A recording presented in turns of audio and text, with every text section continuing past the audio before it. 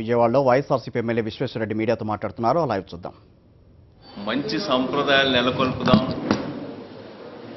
ప్రశాంతంగా మాట్లాడుకుందాం, పరస్పరం గౌరవించుకుందాం. ఆంధ్ర రాష్ట్ర ప్రతిష్టను ఇనుమడింపజేసేటువంటి పద్ధతుల్లో సభలు జరుపుకోవాలని ప్రజలందరూ కూడా కోరుకుంటా ఉన్నారు. కానీ ఈ శాసనసభ ప్రారంభమైన రోజు నుంచి కూడా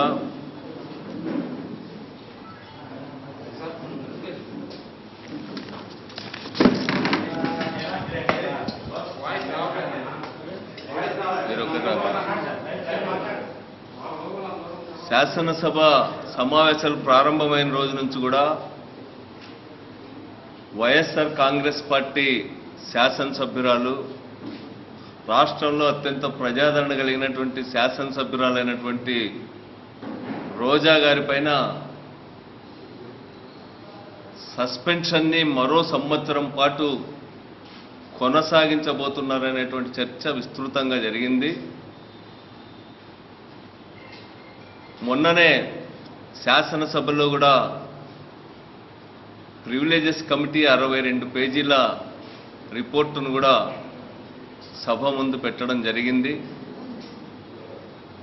అయితే ఈ కమిటీ రోజా గారిని మరో ఏడాది పాటు సస్పెండ్ చేయాలని రికమెండ్ చేయడం అనేటువంటిది అత్యంత దురదృష్టకరమైనటువంటి విషయం.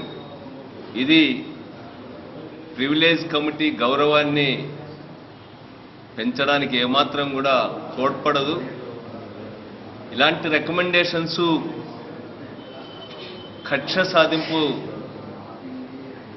లేకపోతే రాజకీయ వ్యతిరేకతతో చేసినటువంటి రికమెండేషన్గా ఈరోజు భావిస్తూ ఉన్నారు. దాదాపు సంవత్సరం 4 నెలలు పూర్తి అయిన తర్వాత ఇప్పుడు ఆమె సస్పెన్షన్ కాలం కూడా పూర్తయిన తర్వాత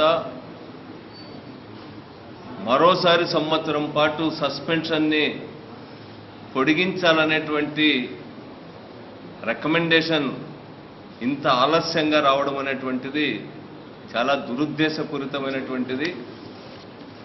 మరి ముఖ్యంగా కాల్ మనీ ర్యాకెట్ సంబంధించి సభలో చర్చ రాబోతున్నటువంటి సందర్భంలో ఆ రోజు మా మహిళా శాసనసభ్యురాలు రోజా గారే ప్రధానమైనటువంటి స్పీకర్గా ఉండబోతున్నారు.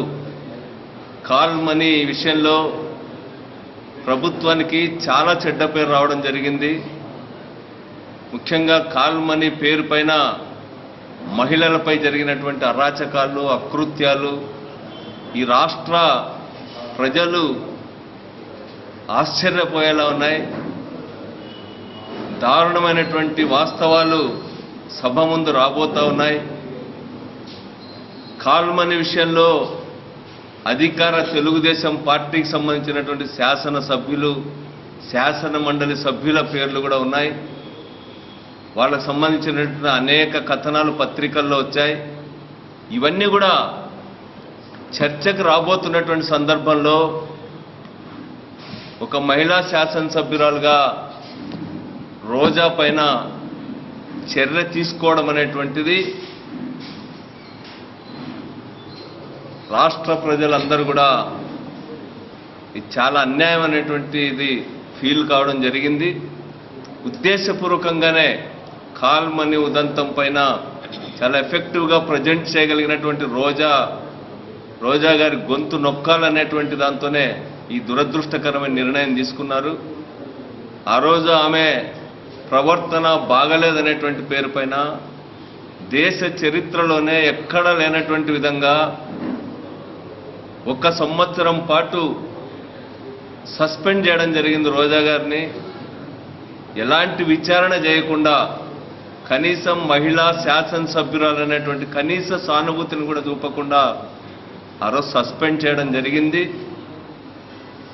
దానిపైన రాష్ట్ర ప్రజల్లో కూడా తీవ్రమైన వ్యతిరేకత వచ్చింది. మరి 3 రోజుల తర్వాత అనిత గారి చేత మరో కంప్లైంట్ చేయించి 0 అవర్లో రైట్ చేసి దాన్ని ప్రివిలేజ్ కమిటీకి పంపి ఈరోజు రోజా గారిని సస్పెన్షన్ని అదేవిధంగా రోజా గారి పైన కక్షపూరితంగా వ్యవహరించడానికి నిర్ణయం తీసుకున్నారు. ఇప్పటికి కూడా మేము ఈ రాష్ట్ర ప్రభుత్వానికి విజ్ఞప్తి చేసేది, ముఖ్యంగా ముఖ్యమంత్రి గారికి ఈ నిర్ణయం రాజకీయ కక్షతో కూడుకున్నటువంటిదిగా ఉంటుంది. అంతేకాకుండా చిత్తూరు జిల్లాకు సంబంధించి ముఖ్యమంత్రి గారి సొంత జిల్లాకు సంబంధించినటువంటి ఒక మహిళా శాసన సభ్యురాలి పట్ల ఈరోజు కక్షతో తీసుకున్నట్టుగా ఈ నిర్ణయం తప్పకుండా ప్రజలు భావిస్తారు. అంతేకాకుండా ఈరోజు రోజా గారు ప్రారంభం నుంచి కూడా ప్రజా వ్యతిరేక విధానాల పట్ల చాలా సమర్థవంతంగా ప్రజల్లో కానీ శాసనసభలో కానీ శాసనసభ బయట కానీ ఆమె పోరాడుతూ ఉన్నారు. ముఖ్యంగా మహిళా సమస్యలపైన ఒక రాజీ లేని పోరాటాన్ని రోజా గారు చేస్తూ ఉన్నారు. ఈరోజు ఆమెను ఎదుర్కోలేక పిరికి పందల్లాగా మరో సంవత్సరం పాటు సస్పెండ్ చేయడం అనేటువంటిది ఆలోచిస్తూ ఉన్నారు. దీన్ని విరమించుకోమని చెప్పి మేము విజ్ఞప్తి చేస్తూ ఉన్నాం. కొత్త శాసనసభలో సమావేశం అవుతా ఉన్నాం. దేశంలోనే ఎక్కడ లేనటువంటి విధంగా ఒక అసాధారణమైనటువంటి అన్యాయమైనటువంటి అప్రజాస్వామికమైనటువంటి నిర్ణయాన్ని తీసుకోవడం మన గౌరవాన్ని ఏమాత్రం కూడా పెంచదనేటువంటిది కూడా విజ్ఞప్తి చేస్తా ఉన్నాం. ఎందుకంటే సుప్రీంకోర్టు కూడా డైరెక్ట్ చేసింది, 6 నెలలకు మించి శాసనసభ్యురాలో చనిపోతే కూడా ఖాళీగా ఉంచరు. ఎందుకంటే ఆ అసెంబ్లీ పరిధిలో ఉన్నటువంటి ప్రజలు తమకు ఒక ప్రతినిధి లేకుండా ఉండడం అప్రజాస్వామికం, సరైనది కాదనేటువంటి దాంతోనే 6 నెలల లోపుగా ఎలక్షన్ పెట్టడం అనేటువంటిది కూడా జరుగుతూ ఉంది. ఈరోజు సుప్రీంకోర్టు కూడా అలాంటి ఉద్దేశంతోనే ఈరోజు మధ్యంతరంగా ఉత్తర్వులు ఇచ్చి ఆ రోజు స్పీకర్ గారి దగ్గరికి వెళ్ళి ఈ యొక్క లెటర్ ఇవ్వండి అని చెప్పి కూడా చెప్పడం జరిగింది. ఆమె విచారాన్ని వ్యక్తం చేస్తూ కూడా ఈరోజు సుప్రీంకోర్టులో అదేవిధంగా శాసనసభ స్పీకర్కి అందరికి కూడా ఇవ్వడం జరిగింది. కానీ ఈరోజు ప్రివిలేజెస్ కమిటీ ఏం చెప్తోందంటే ఆమె విచారం వ్యక్తం చేసింది కానీ మనస్ఫూర్తిగా వ్యక్తం చేయలేదని చెప్పి చెప్తా ఉన్నారు. మరి ఇది ఇంతకంటే అన్యాయమైనటువంటిది ఏమైనా ఉందా అని చెప్పి నేను అడుగుతా ఉన్నా. మనస్ఫూర్తిగా చెప్పలేదని మీరు ఎలా నిర్ణయానికి వస్తారని చెప్పి నేను అడుగుతా ఉన్నా. రాతపూర్వకంగా విచారం వ్యక్తం చేస్తూ అదే సందర్భంలో ఆమె స్పష్టంగా ఒకవేళ అనిత గారిని నా వ్యాఖ్యలు బాధించి ఉంటే నేను విచారం వ్యక్తం చేస్తున్నా అనేటువంటి విషయాన్ని కూడా చెప్పడం జరిగింది. ఈరోజు ఆమె స్పష్టంగా చెప్తా ఉంది. ఈరోజు వీడియో ఫుటేజ్కి సంబంధించి కూడా మరి శాసనసభలో జరిగినటువంటి విషయాలు స్పీకర్కి సంబంధం లేకుండా సోషల్ మీడియాలో వచ్చాయి. తర్వాత ఈరోజు చీఫ్ విప్ కాలు శ్రీనివాస్ గారు తెలుగుదేశం పార్టీ కార్యాలయంలో వీడియో ఫుటేజ్ అంతా కూడా విడుదల చేశారు. దానిపైన మేము వైఎస్ఆర్ కాంగ్రెస్ పార్టీ తరఫున సీఎం గారు స్పీకర్ గారి దృష్టికి తీసుకెళ్ళాం.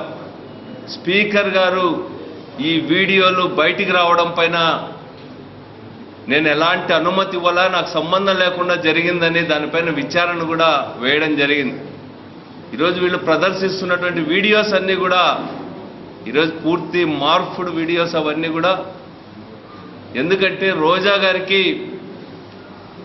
స్వయంగా అసెంబ్లీ కార్యదర్శి సత్యనారాయణరావు గారు ఇచ్చినటువంటి వీడియోకి ఈరోజు తెలుగుదేశం పార్టీ వారు ప్రదర్శిస్తున్నటువంటి వీడియో ఫుటేజ్కి ఏమాత్రం కూడా సంబంధం లేదు. వాళ్ళు ఆరోపిస్తున్నట్టుగా అలాంటివేమీ కూడా ఈరోజు శాసనసభ సెక్రటరీ ఇచ్చినటువంటి క్లిప్పింగ్స్లో కూడా లేవు. దీన్ని బట్టి స్పష్టంగా అర్థమవుతోంది ఇవన్నీ కూడా మార్ఫింగ్ చేసి వీడియోస్ని అన్నింటినీ కూడా మార్చి ఈరోజు ప్రదర్శిస్తున్నారనేటువంటిది కేవలం రోజా గారి పైన దుష్ప్రచారం చేయడానికి, వైఎస్ఆర్ కాంగ్రెస్ పార్టీ పైన దుష్ప్రచారం చేయడానికే ఇలాంటివన్నీ చేస్తూ ఉన్నారు. ఇది శాసనసభ గౌరవానికి మంచిది కాదు.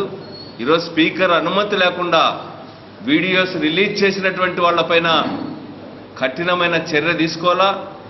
ఈ రోజు వరకు కూడా ఎలాంటి చర్య తీసుకున్నటువంటి పాపాన పోలా.